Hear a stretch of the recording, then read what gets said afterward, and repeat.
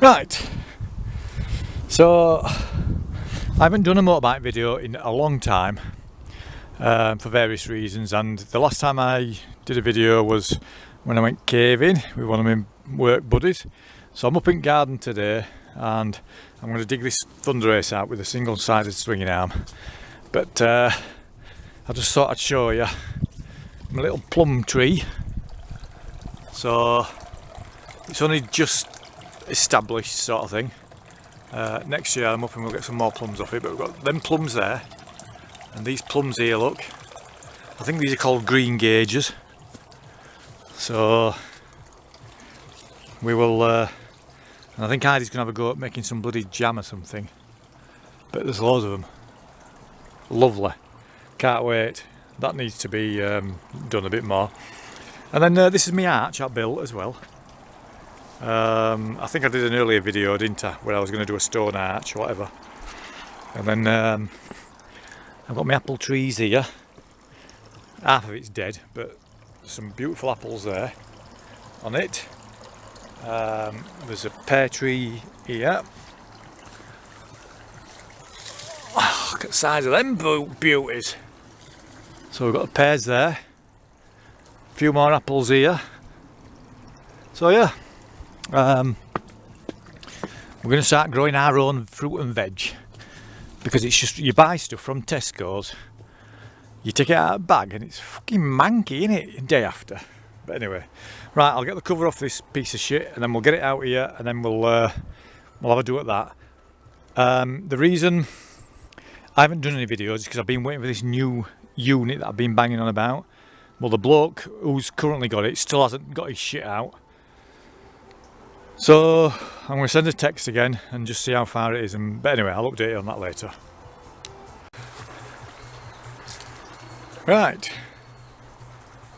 Oh, by the way, if you can hear some screaming, like screeching, up in the woods behind the house is like a baby kestrel type thing, and the mother keeps circling around, and the baby kestrel thing's at the top of the trees, but for some reason it just can't seem to fly off.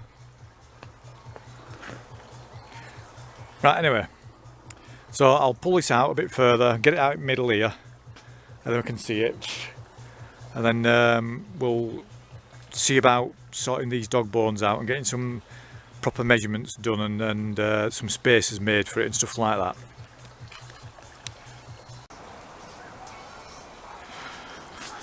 So there's a few things I need to do to it.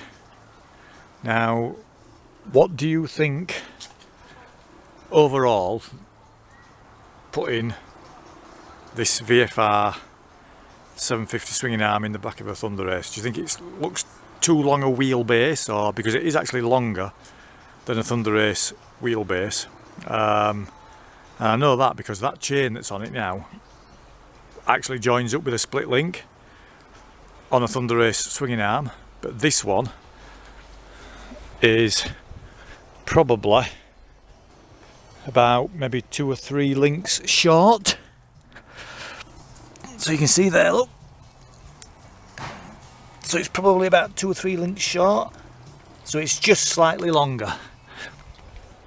But the chain looks to be in line with the engine, more or less, for now, doesn't it? I've had to obviously cut away some of the swinging arm there for the shock, and then on the left hand side underneath the chain you can see there's 2 or 3 washers. No, there's probably 4 washers, so I need to make a spacer for that. But the centre of the wheel as well also looks as though it's in the centre of the shock mounted, although it just does look a bit that way sort of thing. So I think I just need to do some more measurements, and then the dog bones, you can clearly see underneath there that there's a big, about there, look, there's a where's the bloody dog bone gone? So it's there. It's there, look, sorry, there's a gap there. So that's going to need some spacers doing as well. So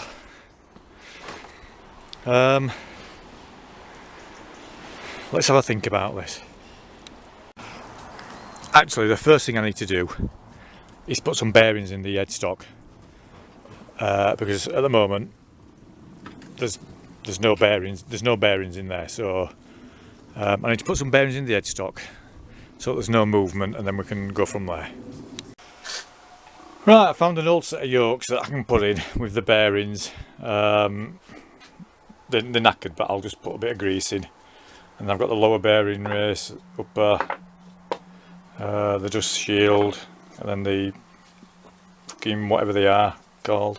So what I'll do is I'll get the bike on a stand or something like that, and we'll get that front end off.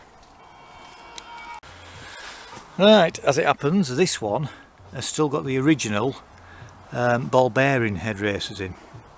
So I'm not going to knock them out, I'll leave them in, because I have got a set of yokes with the ball bearings rather than the tapered bearings.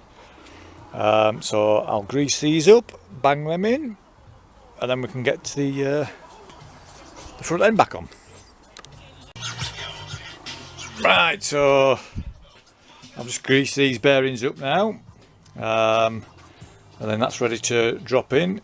There's a little rubber washer there that goes underneath the bearing.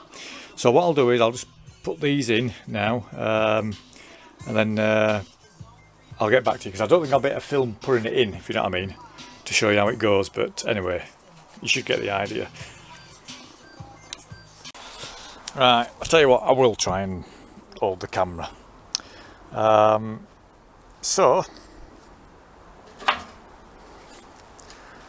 now these are original bearings from Yamaha, not aftermarket ones. So we've got the bearing seal at the bottom, then the actual bearing cage itself. Let me show you that.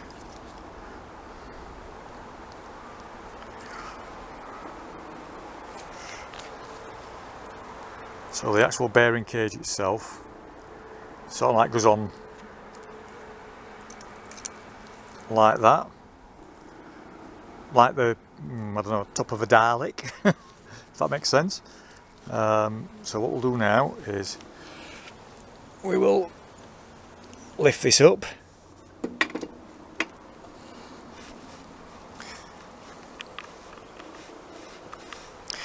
can't fucking push that down a bit, that seal, and then we get the bearing that goes upside down like that.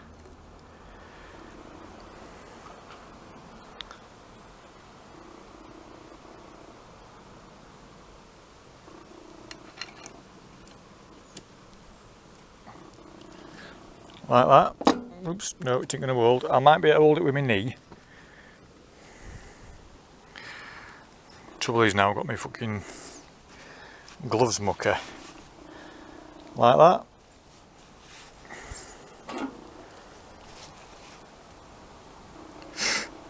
And then that's the upper bearing seal.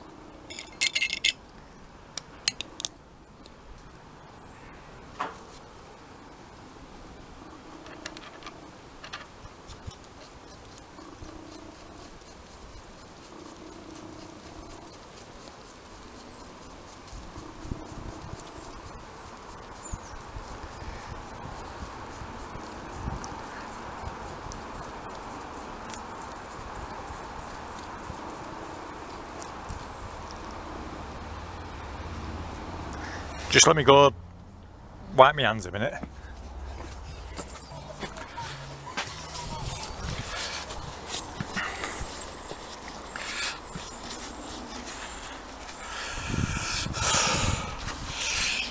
So that upper bearing seal sits on there,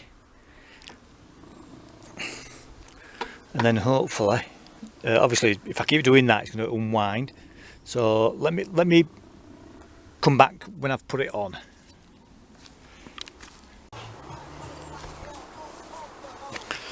So now you can see that the cover's on, the dust cover's on, that bottom thingy's on, castle nut, then there's a rubber washer, and then there's another one.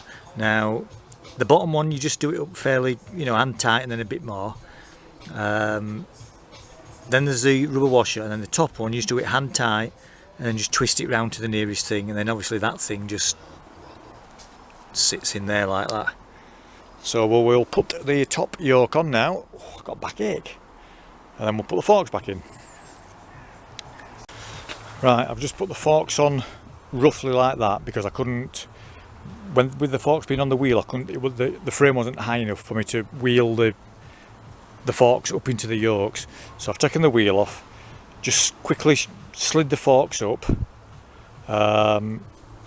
Obviously don't forget to put the bars on first before you put the top yoke on. So what I'll do now is I will put the top yoke on, and then the bars, and then you'll see what it looks like then. Right, so I've put the top yoke on now, and I've tightened that up. Now because this isn't going out on the road, I've only just tightened it up and just give it a quick tweak with that, otherwise you'd have to torque that down. Underneath you can see what it looks like there with the two castle nut things. So all I'm going to do now is undo that, slide the fork down so it's the top on both sides, nip them up, and then bring the bars then up to the yoke and do it that way. So once I've done that I'll show you. Like that. So it should move from side to side. Quite easy. Make sure you get the same distance at the top on each of the fork. Obviously you would then put a screw down there and a bolt down there that then bolts underneath and holds the forks up as well. It holds the bars to the top yoke, but I haven't got any, I don't know where they are. So what I'll do now is I'll put the wheel back on, and then at least we can move the bike around a bit easier, can't we? So right, I'll put the wheel back on, although I haven't got the speedo spacer, so the wheel will wobble about a bit. And now, as you can see, the bike's back on its own 2 feet. Oops. But at least now, when I move it around, there's going to be no clunking at the front end. Obviously, when you're putting the front wheel back in, make sure you don't forget that bolt down there as well. But as you can see, I haven't got the speedo drive in, so the speedo drive's missing, so that's why there's a big gap there. So anyway, so today, to be honest with you, was just about putting on the front end more securely, so that when I'm pushing it about, it isn't rattling about and stuff.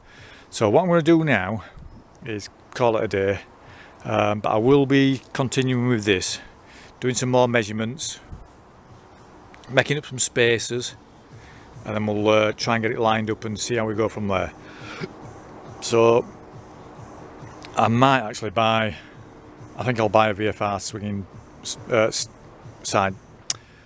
arm stand, and then that'll be a bit better, won't it? Right, see you later guys. So